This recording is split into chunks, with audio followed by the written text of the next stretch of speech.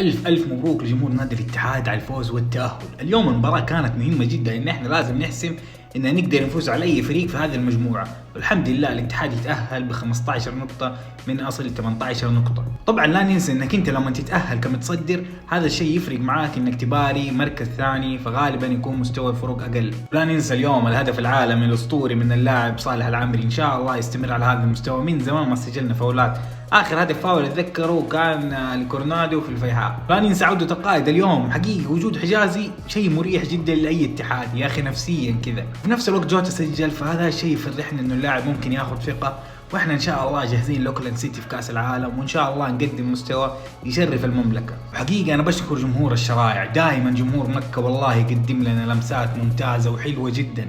ما انسى مباراتنا قدام العين الاماراتي لما كنا نلعب في الشرايع 2014 تقريبا، يا اخي عندهم تفاعل مره قوي. اليوم اقسم بالله امتعونا حرفيا، الواحد اليوم هو بيتفرج بينطرب.